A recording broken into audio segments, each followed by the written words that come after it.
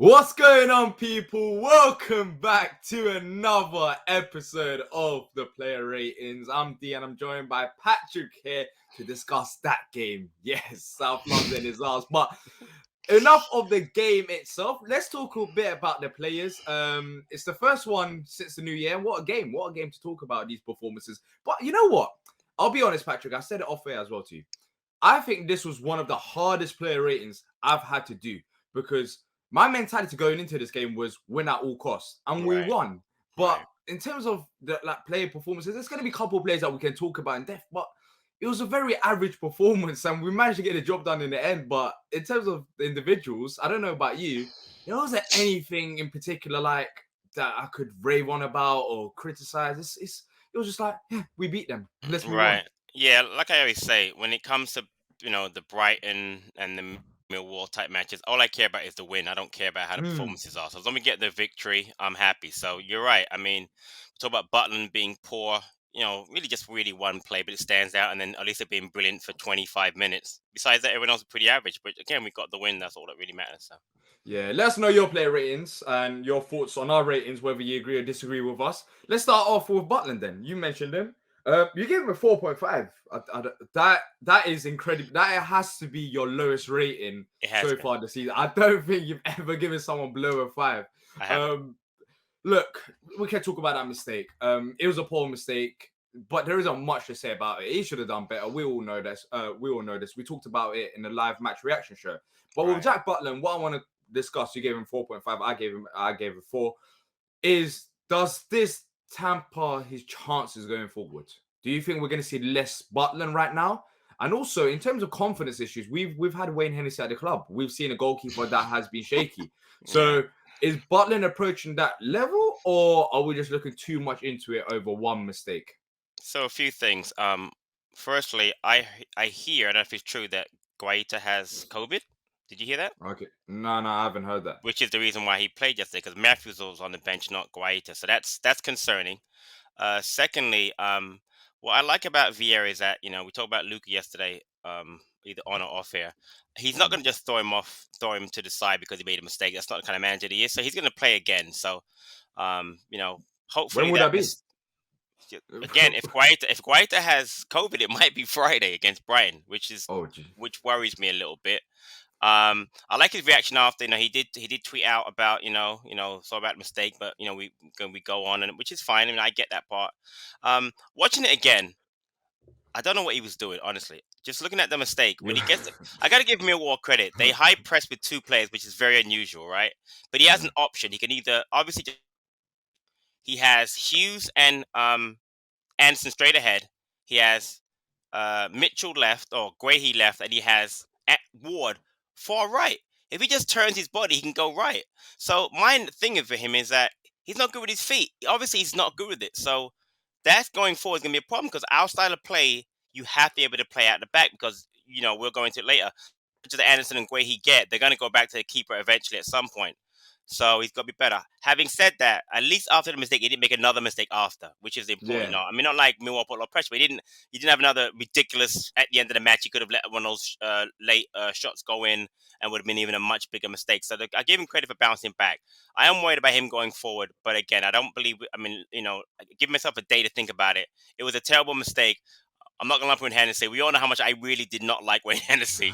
And I think, rightly so. I don't want to throw Butland in a bus like that. But again, having said that, he'll probably play going forward. I hope he gets better, honestly. I hope he gets better. The thing is, with goalkeepers, when you make a mistake like that, it will hurt you a lot. But with Butland, what helps significantly is the fact that we won that game. Exactly, so he's made that mistake. He can learn from it. And we still managed to get the win. I don't think we're nowhere near the Wayne Hennessy levels with Jack Butland yet. I think he's had some good games and some average games like the ones yesterday. So I think give him some time and he'll bounce back. But yesterday's performance was just after that first mistake. You can't get. Well, I can't give him any higher than a 4, even though we won. Joe Ward. 6.5. We talked about it off air. We're just gonna give. There's so many average performances, but some stats. Interestingly, we gave him a 6.5, but he wasn't too bad defensively when you look at the stats. I mean, in ground duels 6 out of 8. That's very high. Aerial duels 7 out of 9. Right. So defensively, he wasn't that bad. But what was it that I saw lots of tweets after the game saying that Joe Ward had an absolute shocker. What was it that you noticed about his game that was average I think it was in a the way? Because the passing. stats don't back it up. I think it was the passing. Passing was like 58%. I think he just looked, Yeah, yeah, yeah. he looked really nervous and poor. He put a couple of balls out of play. He just gave the ball away a couple of times, to Millwall players, which looked really bad. And that was, that was it. Just he looked kind of nervous. And I think on the left side, they had that left. Yeah, it was that. Is it McNamara? The left back was getting forward a lot on that I know side. Yeah, zero Millwall players apart from no, Bennett zero. Kobe. I'm pretty sure it's McNamara. He was getting forward quite a bit. I mean, it wasn't. I mean, at the time, again looking back, and I watched the game again last night. He, just giving the ball away was nervous. He didn't get forward a lot, which is fine. He didn't have to because Olise was doing that job. But I thought he gave the ball away a few times. But you're right. The stats don't really play out. He was the most fouled player yesterday, which I didn't even realize he was fouled 4 times yesterday. But he just looked a little nervous. Again, we know I've spoken about it. I would rather have someone more mobile, but I have to give Joe Ward credit. He does get the job done most of the time. When he looks bad, like yesterday, getting nervous, we give him But again, he wasn't terrible as much as I thought. Looking back on it. I think one underrated aspect of Joe Wood yesterday was not, we're talking about performance, of course, but him actually being there. When you're looking at some of the players that we got on our squad, how many players Right. have played against Millwall for Exactly. Palace? Understand. He understood, Yep. he understood the assignment. He made Yep. sure these players had the message as well. And Exactly. some little things like that are key to this game. And you know, his presence on the pitch, his celebrations and all of that, you could see it. This meant a lot to him. He knew what it meant to the fans and also to him as well. So that's one area which, we talk about Nathan Ferguson, etc. But Joe Wood in this game, it did make sense if you look at it. I agree. In terms of possession, lost 23 times, so it was quite a bit. It was quite a bit. Yeah. But talking about rock solid at the back, you gave him a 7.5. I gave him a 7. Mark Way. I just have to say it. He is our best defender. I think even before this game, pretty much everyone knew it. But it was actually debatable whether him or Andersen had a better game because there was people leaning towards Andersen as well. But yesterday, he had 100 touches. 100, I think.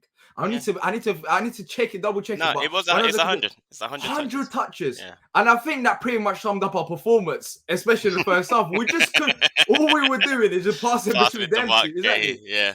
But in terms of defensively, when Millwall did attack us, I thought him and Andersen were solid. But Mark Gray in particular, what did you like about his performance? I thought it was very solid. Again, and Afobe had the goal, but what did Afobe do besides that one goal, which was given to him by a Button? He did nothing. I mean, I think Gahey and Andersen were very good at shutting down Millwall's attacks. I mean, for the entire game, I don't really notice any of the strikers on Millwall do anything. And again, he was involved in it because we were trying to play at the back. That's how we play.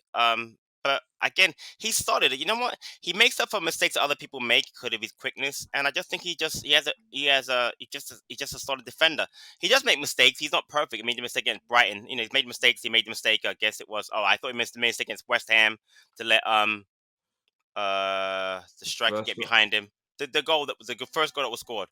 Yeah. I thought he was a little slow, reacting, let him get behind him. But I mean, he makes mistakes. But he's 21 years old. He's getting better. So I have no issue with him. He's a leader back there. So he's a solid game yesterday, I thought. The thing I love most about him is that he's physically strong, so you can't bully him off the ball. But he's got IQ of a defender. Like, he knows where to be at the right time. So them mistakes that you're talking about, Mark Guay can go there and just cover it up. Whereas other defenders might struggle because they don't know where to be at the right moment. But Mark Guay is always there, which is why he is my best defender, because naturally, the way he thinks and the way he approaches tackles and all of them stuff, like, he knows where to be at the right moment, and that's what makes him the better defender. But in terms of Joachim Andersen, gave him a 6.5 each, lower than Mark Way, which I think people will disagree with us, and I don't blame them because they both had a solid performance. But in terms of Joachim Andersen, 85% passing accuracy, touches 79, not quite Mark Way level.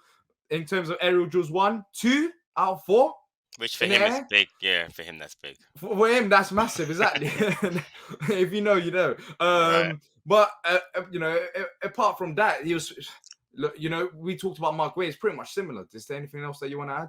No, again, like I said, I mean, the striker yesterday, again, Afobe on the right side, I guess. Really, they weren't really involved in the game. You got to give credit to our centre half pairing because again, our back four in general. I think we'll get to Tyreek in a minute, but they scored. The only goal they scored because of a mistake by Butland. Had they not made that mistake, really can't think of a major chance. Towards the end, when it got really frantic, they had a couple of crosses across the box. Yeah. But besides that, they didn't have the whole match. They didn't really create that many chances. So you have to give credit to the defense when you basically had a clean sheet again, besides a silly mistake. They played really well. So I don't have a problem with our Andersen again.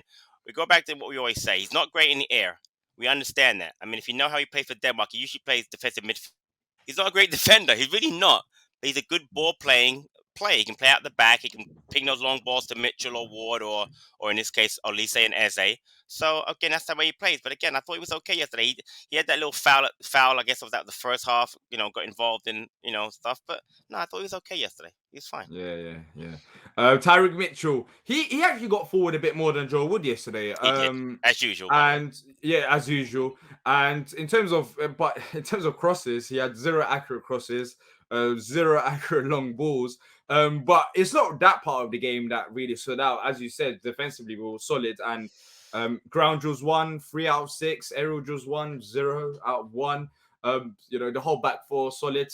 Should we just move on to the midfield? Is there anything else to add about Tyreek Mitchell's performance yesterday? Well, he went up against Ojo, like I was saying before, and I don't think Ojo, the kid that's on loan from Liverpool, really got involved in the game. Early on, he kind of got some touches going forward, but for the most part, Tyreek kept him pretty quiet. So we're talking about a player, a Liverpool loanee who, playing for Millwall, who was pretty much quiet all day because of Tyreek. So I got to give him credit.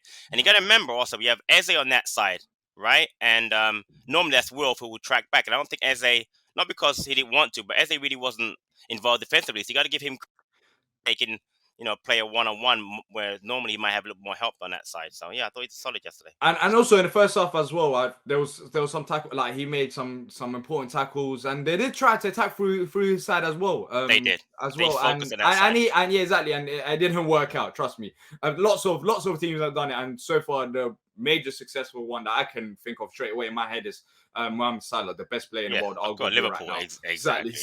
So Mitchell once again, you were just solid there. Will Hughes. I don't know if you like that. No. What we say, you don't like it. 6.5. They call him the blonde Iniesta. The blonde Iniesta. Iniesta. It wasn't quite Iniesta.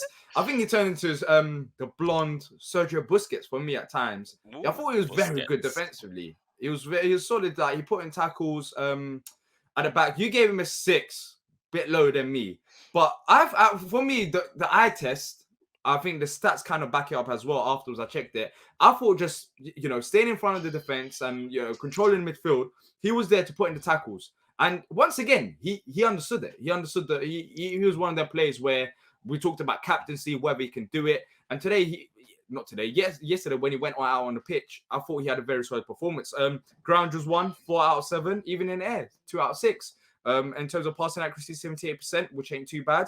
And if you look at his heat map, which I can't show you guys right now, but he was all over the midfield. It wasn't only just centrally. He was on the left, on the right, going forward as well. But for me, he was just all over the place. But, it wasn't...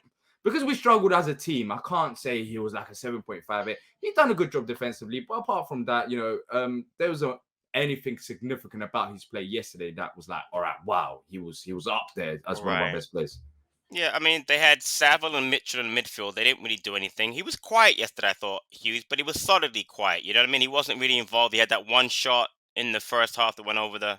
No, actually, second half when Olise scored that went over the bar. But again, he was fine. Again, I have no problem with Hughes and Gallagher. I thought their jobs yesterday. We get to the other midfielder, which is Schlupp. I think the Schlupp's his role's kind of undefined. I don't really know what he's supposed to do. Is he supposed to be playing in the Kouyaté role? Does he have the MacArthur role? Is Hughes playing the MacArthur? It's kind of confusing to me sometimes how that works. I think they want Schlupp to get forward more, but yesterday he was very quiet. But no, Hughes had a solid game. And what I like is that he's getting more minutes. He's playing a lot more minutes under his belt, which means that he's obviously going to be, in that midfield going forward, which is fine by me. Well, you mentioned Schlupp. Let's talk about him. Both gave him a 5.5. And the reason for that is I'm not too sure. Like against Norwich in midfield, he managed to do it, but then with all due respect, that's Norwich. Right. And all their outfield players didn't have a single goal, throughout the season when they were playing. So which pretty much sums up where they are right now. But and Jeffrey Schlupp, what is his best position? And in Vieira's system, under Hodgson, we saw him play out wide, play through the middle, play left back, literally everywhere. But under Vieira, what do you think is his best role? Is he a starter? Is he a impact player coming off the bench? Because yesterday's performance, again in like midfield, I just don't know if he's that type of player. As you said, what is his actual role? See, in the 3-3 under Vieira, I don't know what his best role is. It's definitely not one of the three midfielders because to me, Kouyaté, Maka, Hughes, Gallagher, those four are ahead of him automatically. And sometimes he gets in for one of those four, which is very strange. He's a left-footed player who will play a lot of times on the right side, and he's not good with his right foot, so I find that kind of a bit strange. Play him out wide in the 3. He can't play over Olise. He can't play over Ayew. He can't play over Zaha, and he can't play over Edouard. So automatically you're saying, so where does he play? So to me, he's in a 4-4-2. He's a left-sided midfielder. Play out wide. He can track back because defensively he used to be a left back at times when we bought him as a left back. He can get up and down the wing. He's on the left side of the field. He can whip crosses in. You know what I mean? But I don't understand where this Jeffrey Schlupp is a midfielder thing came from. It was invented by Roy Hodgson because honestly, he didn't play midfield that much when he was at Leicester. Leicester, he came up as a forward. Then he played left back, which is why Allardyce bought him as a left back. So I don't understand. But again, I like Schlupp. I really do. But in midfield, he just doesn't seem to contribute much. They have a match like against United where he gets like 20 touches and then gives up a goal because he's not defensively sound. You know what I mean? So it's weird. I like his effort. I like the fact he can play different positions, but I don't want him starting. I have no problem when he comes in like the last 50 minutes of a match. You know what I mean? He does that a lot. He did that a lot under Vieira early. But to start, it just bothered me. And yesterday, he didn't play terribly. He just wasn't involved in the game as much as he should be, He didn't drive the ball forward, which he should do because he's got speed. He had a great goal against Norwich. He had a great goal against Leicester. You know what I mean? But I just don't know what his role is. But in a 4-3-3, it just doesn't fit for me on this team right now. Do you think it's his pace? That's why he plays. When you look at our midfielders, he's arguably one of our fastest. He is our fastest midfielder. And if you're talking about counterattacks, you want Schlupp on the ball, running with the ball, because he can run with the ball. It's definitely his pace, his ability to get forward, his ability to shoot. But again, in that 4-3-3, say again? But the thing is, he's not doing that enough. Maybe. Exactly right. He's not involved enough. So right. So is it because the role he's been asked to play he's not comfortable with? Is it a role that I'm not sure what it is? But like I said, if we're playing the 3 right now, and you're gonna kill me for this, I'm telling you right now. I rather obviously it's Maka if he's fit, or it's Luca. I'm telling you because that way you get Gallagher forward, you get Luca sitting, and you get Hughes to get more involved. You know what I mean? But again, I get how people are gonna say, "Oh, you can't play Luca," and I get that, but. Luca versus Schlupp. Is Schlupp really contributing more than Luca? I mean, he is because he's not giving up a handball penalty kick. So from that standpoint, people are right. But in games like Brighton, when we're doing a little Brighton preview all of a sudden. In games like Brighton, where they'll be open, you think, and press us, you think like Schlupp would be the player because there's going to be so much space running behind. I think the reason why I struggled, going back to Millwall, the reason why I struggled against Millwall is that they were pretty much tight and narrow. There was no space. Yeah, there was no space for him to run into. But yeah, it was a poor performance from him. Probably due to the style of play from the opponent more than anything. But it depends. It depends who we play. I think that's how Schlupp should play. We'll see going forward. That's open. Yeah, right. Against Leeds, I expect him to, he'll be brilliant. But I can't remember if he played against Leeds last time around. But anyways, enough of Schlupp. Talked about Schlupp there more than any other player. a lot about Schlupp. Exactly. Conor Gallagher coming from a COVID scare, a 6.5 rating. But you know what? You gave him a 6.5. You gave him 0.5 higher than Will Hughes. I wanted to do that as well, but I just didn't think Will Hughes was 6 out of 10.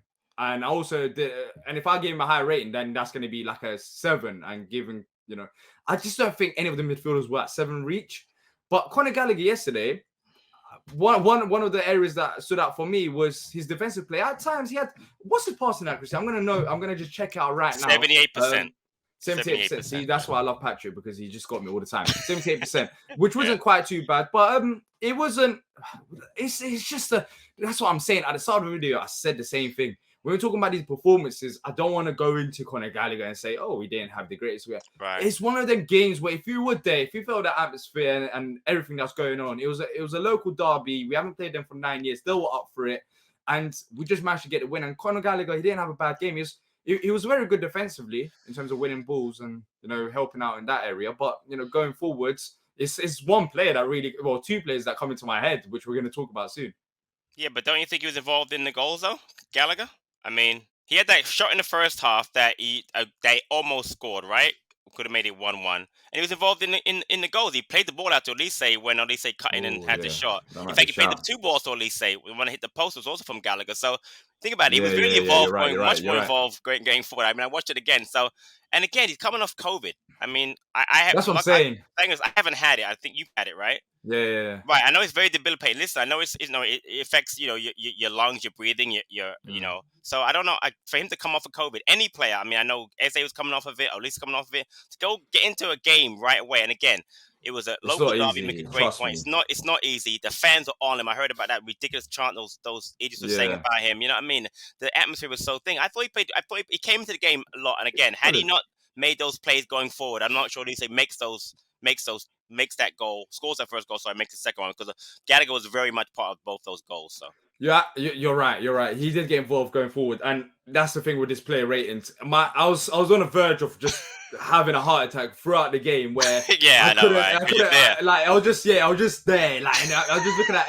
I wasn't looking at Conor Gallagher made it, but I was like, go on Olise rather than who made that pass. But that's why. Yeah, you're right. He was involved going forward, but 6.5 from me. I'm not going to change it now. Eze, I love this guy. I honestly do. You gave him a 6. I gave him a 6.5. It was his first start since May. You're right. That's a long time. He's come off the bench in a couple games in this season recently. But I've said it before and I'll say it again. This is Eze's month. I think he's going to get way more games now that the AFCONs are happening and the players are gone. Some key players. And yesterday, he wasn't bad, but just like the other midfielders, I think the best part of his game was in the second half. I think if he stayed a bit longer, he would have got a bit more involved. In the first half, it was just the whole team. I can't go on Eze, I can't go on Jon Philippe, I can't go on.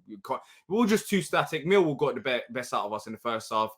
But in the second half, Eze did get involved. There was one or two passes that I noticed was quite slick. He was running through them. But then, of course, I think Vieira just took him out because we got Brighton coming up, and he has to be fit for that game. That was his first start. So I was happy with his performance. I think he was up there with the rest of the midfielders.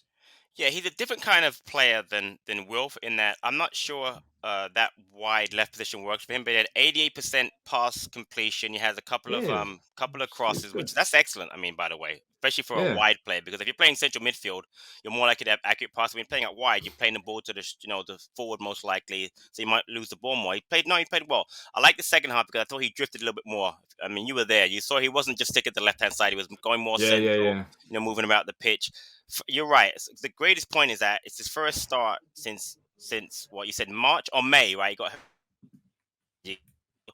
for him to get 64 minutes against our biggest rival. Well, they think we're the biggest rival anyway. Or sorry, it's a local derby. And to play that well, again, he was involved in the first half. And again, I think Vieira did a good job in starting him, getting him out there to increase the minute. Because you're right, during AFCON, he's going to play a lot more. He's going to have to.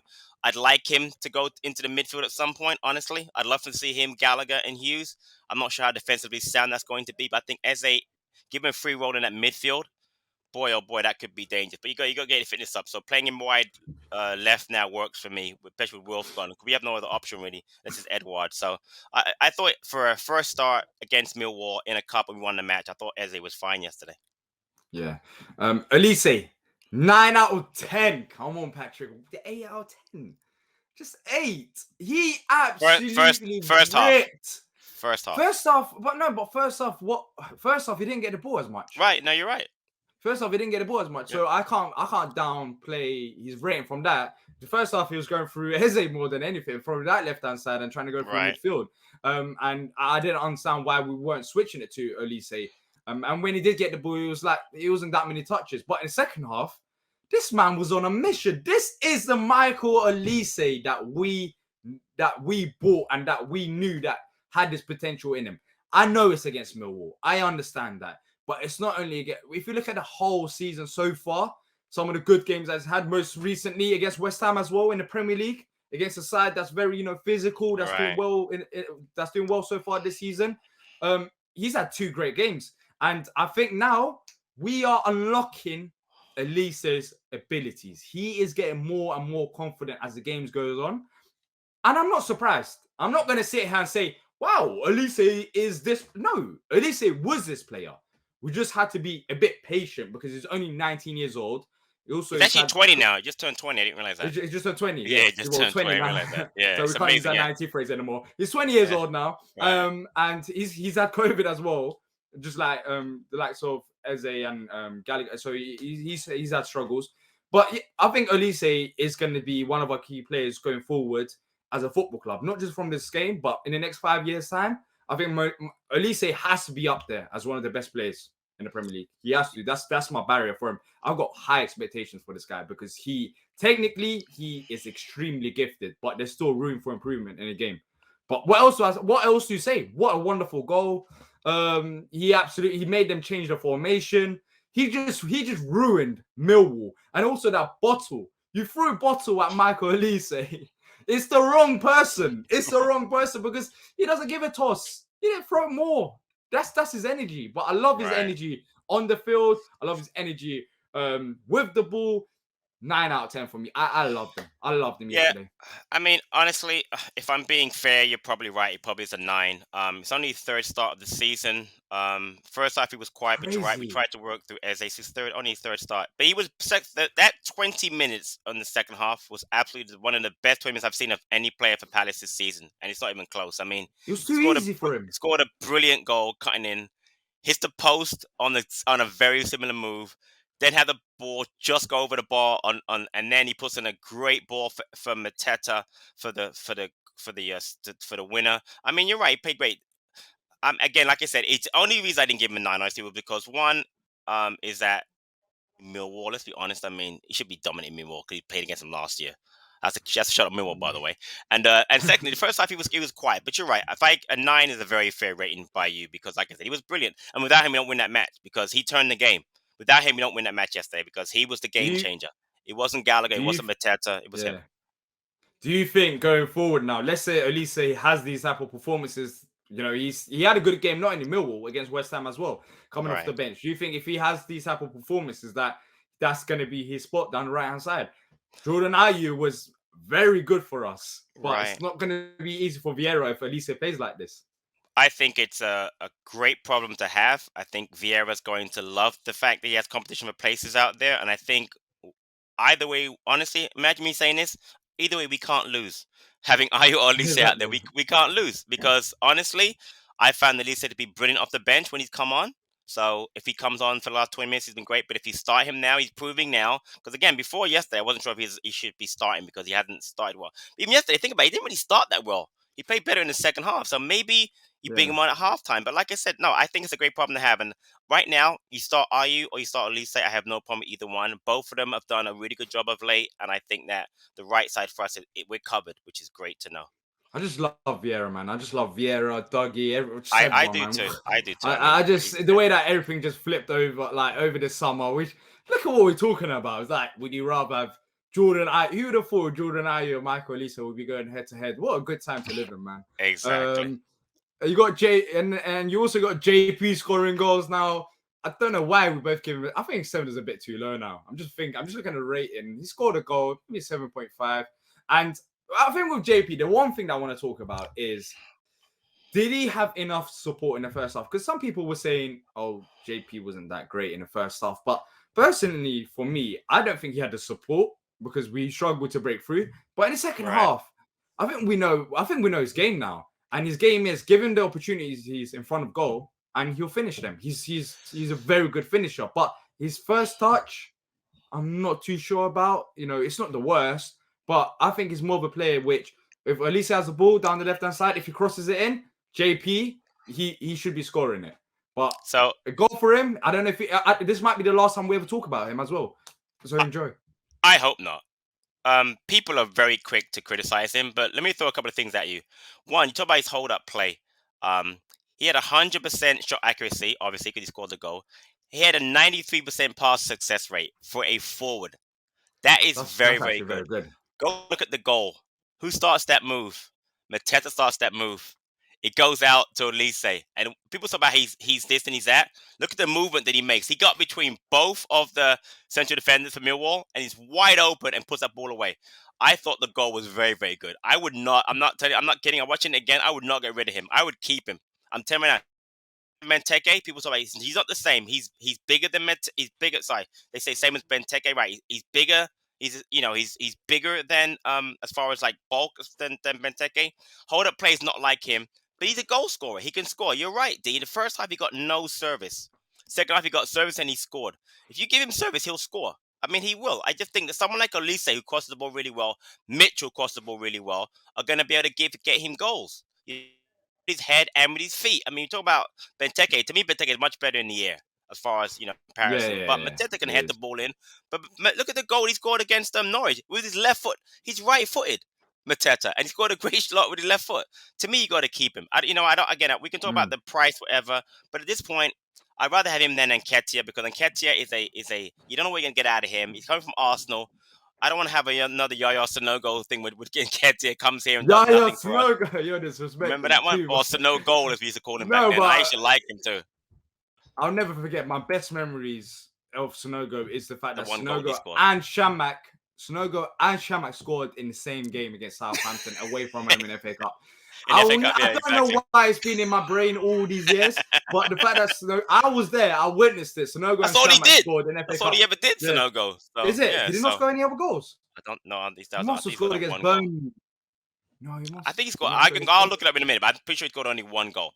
But again, I think Mateta. I think he played really well yesterday. Again, people want to get on him. I don't know why people have a thing about him. Again, he doesn't. Not like he's played like 20 matches and scored 3 goals. I think he started like 4 games. He's got 3 goals, and 2 of them against our biggest rivals, and both of them are winning. He's got the flag kicking thing is brilliant. It's just something that he does that's just different. He's got a great personality. Listen, he doesn't speak English very well, but he does great interviews. They're very short, Grierson, but they're very funny. And he always makes a point about the fans. I'll do my job, score a goal. That's it. Yeah, I scored. Exactly. It's like a couple of lines. Like, yep, I've done my job. Yeah. He's a co-hero. I mean, I don't care, whatever. He's not a legend. He's a co-hero. If he leaves tomorrow, he's a co-hero. If he leaves in a year, he's a co-hero. If he leaves in 5 years, he's a co-hero. You know what I mean? So, I mean, I like him. Listen, keep him. There's no reason to get rid of him. He fits into the culture. He's French. We got Edouard. We got him. You know what I mean? We got Olise. We got a French connection up. Let him stay around. I like him. So, good for him. Good game yesterday. Regarding Edouard, now we're going to move on to the subs. Just regarding Edouard, I've done a mistake. I've just realized it right now because when you have to do these graphics, you change the play, you change the picture, you look at the numbers, and you do all of that. Gave him a 10, didn't you? No, I didn't give him a 10. But I kept because I've done him after Johan Philippe when I moved on from the striker to the bench players. I didn't change his name to Edouard. So I kept Mateta there by accident, and I've just realized it right now. That's all right. Oh, I've just had a howler. Of course, Odsonne Edouard. We got the right picture, though. We got the right picture. I got the right picture, but it's like the way I do it, I always change up the style. Sometimes I change the name first. Sometimes I change the picture first. And this time I just had an absolute howler. But we both gave him a 5. Just ignore that and pretend that it does say Odsonne Edouard. That's the first howler I've had in his player ratings. And yeah, both gave him a 5. Is there anything else that you want to say? I think with all this bench performances, no, I think all 3 subs. Though at the time, I think we gave them all 5. Though at the time, I thought they were good subs. Listen. People complain about, the subs weren't great. Why bring on Klein to play right midfield? Why bring in Gyro? But you had to make the subs at that time because you had to change it up a little bit. You had to slow down because at that point, I know that once the subs were made, they started putting pressure on us. But the truth of the matter is, they didn't score. We complain about Arsenal, bringing on Tompkins and Arsenal scored. Brighton. And Brighton scored, but you know what? We haven't had that issue of late. Yeah, there was the Leeds game, but Leeds was a silly handball by Gallagher. That's the only one we've really I remember in the last 10 matches that we've really think. So I thought the subs were fine. So again, really quickly, I went back to Sanogo. He scored only 1 goal. That was the only goal he scored past was the Southampton. Jeez, I know I was there. And you saw it. Witness that. Exactly, I saw it live.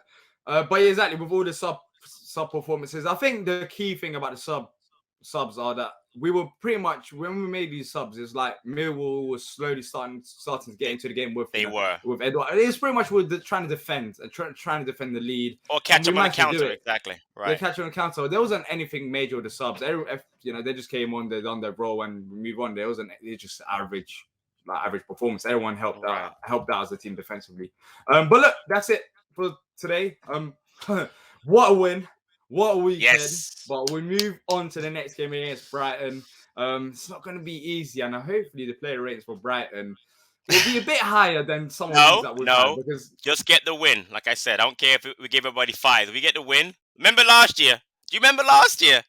You would have given everybody we rate that game. Everyone would have gotten like 2s, and then we would have given Benteke a 10 for the goal at the last minute. So no, just get the win. Just get the win. Exactly. Let's just get the win against Brighton. Go through another player ratings of just talking about 6.5s and 1.9 exactly. and a 4.5. But that's it for today. Hopefully you guys have enjoyed it. If you have, make sure to leave a like and subscribe so you don't miss out on future content. Thanks to Patrick and thanks to everyone who's watched this. And of course, let us know your player ratings. And until next time, up the Palace.